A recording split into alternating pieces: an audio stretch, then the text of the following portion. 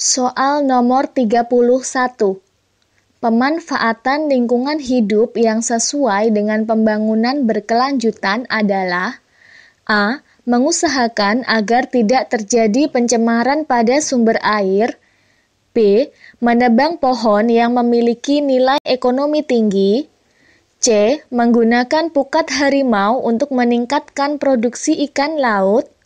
D. Menanam satu jenis tanaman setiap tahun untuk mempertahankan produksi. E. Memproduksi mobil murah untuk meningkatkan kesejahteraan masyarakat.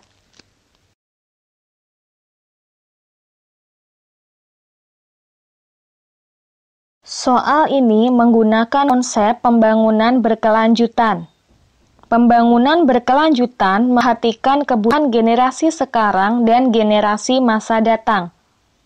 Pembangunan berkelanjutan dilaksanakan untuk mencapai kesejahteraan penduduk dengan tidak merusak lingkungan hidup. Faktor lingkungan hidup yang mendorong pembangunan berkelanjutan adalah proses ekologi yang penting tetap terpelihara, sumber daya cukup tersedia, serta lingkungan sosial, budaya, dan ekonomi yang sesuai. Salah satu pemanfaatan yang sesuai dengan konsep tersebut adalah mencegah berbagai pencemaran lingkungan agar tetap dapat dimanfaatkan bagi generasi mendatang. Jadi, jawaban yang tepat adalah A. Soal nomor 32. Teknologi tinggi dapat dimanfaatkan dalam pelestarian lingkungan dalam pembangunan berkelanjutan. Pernyataan tersebut dapat dilihat pada peristiwa A. Pengolahan minyak bumi. B. Pengembangan pupuk pertanian. C. Pengolahan lahan hutan industri. D. Penemuan berbagai lokasi tambang. E. Pengembangan bibit tanaman langka.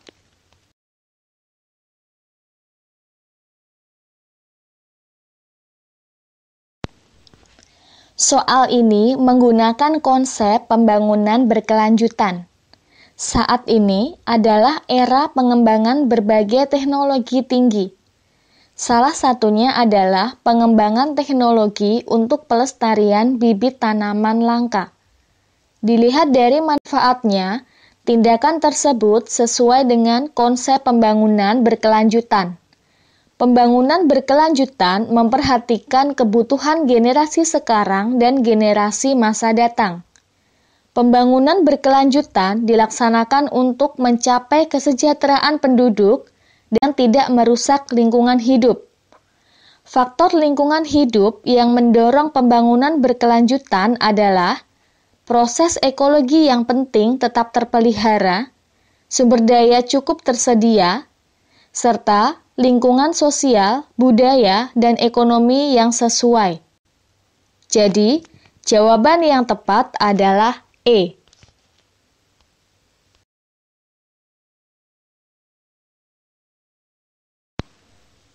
Soal nomor 33.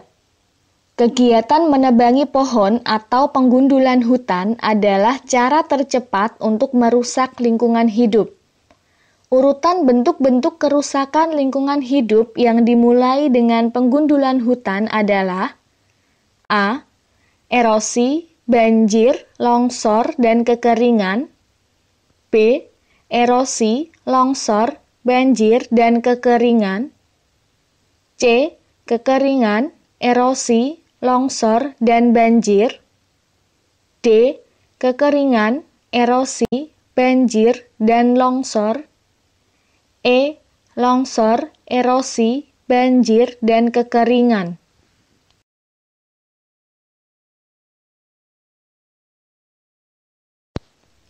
Soal ini menggunakan konsep pelestarian lingkungan hidup. Urutan bentuk-bentuk kerusakan lingkungan yang dimulai dengan penggundulan hutan adalah longsor, erosi, banjir, dan kekeringan. Hutan merupakan kawasan penyangga ekosistem makhluk hidup. Pada umumnya, hutan berada di kawasan hulu atau di pegunungan. Hutan menyimpan air hujan yang turun ke bumi dan menyediakan cadangan air tanah.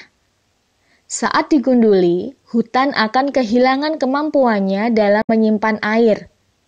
Saat terjadi hujan, air akan mengalir langsung di permukaan, menyebabkan longsor yang diikuti erosi. Air yang terus mengalir tanpa terbendung ke wilayah hilir akan menyebabkan banjir. Pada saat musim kemarau tiba, tanah tidak memiliki cadangan air tanah karena hutan telah rusak sehingga kekeringan terjadi. Jadi, jawaban yang tepat adalah E.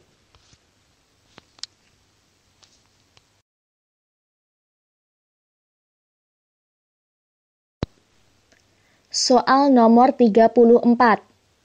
Pemanfaatan lahan pertanian yang dilakukan dengan menanam satu jenis tanaman pada satu bidang tanah secara terus-menerus dapat merusak tanah.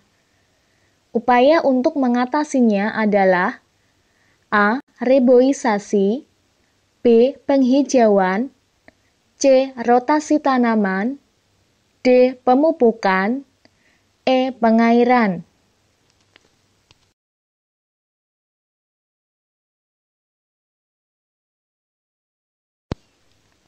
Soal ini menggunakan konsep upaya pelestarian lahan.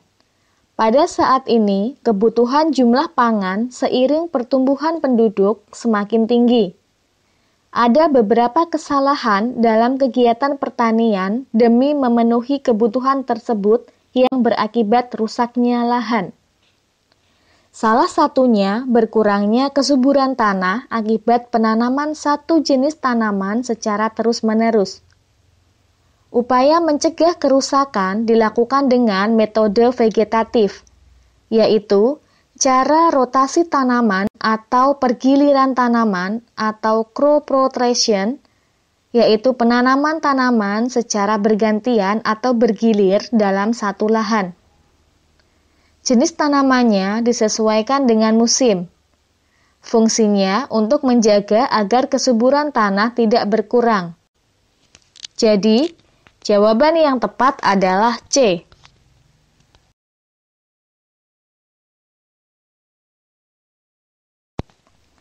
Soal nomor 35. Penggunaan peta diperlukan dalam rangka analisis lokasi pertanian. Manfaat utama peta dalam hal ini adalah untuk mengetahui A. Prediksi waktu panen, B. Prediksi biaya pengolahan lahan, C. Aksesibilitas tenaga kerja, D. Jenis tanaman yang cocok, E. Prediksi hasil panen.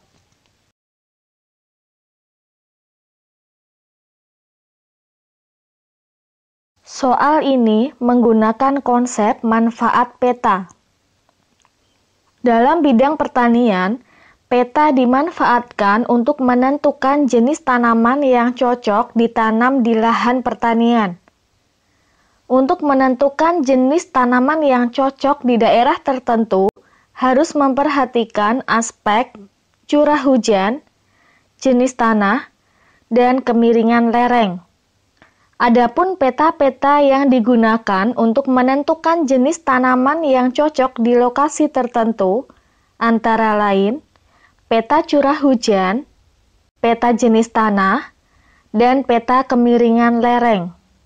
Penentuan jenis tanaman sangat penting sekali karena berpengaruh terhadap tingkat produktivitas hasil pertanian dan tingkat kesejahteraan petani. Jadi, jawaban adalah D.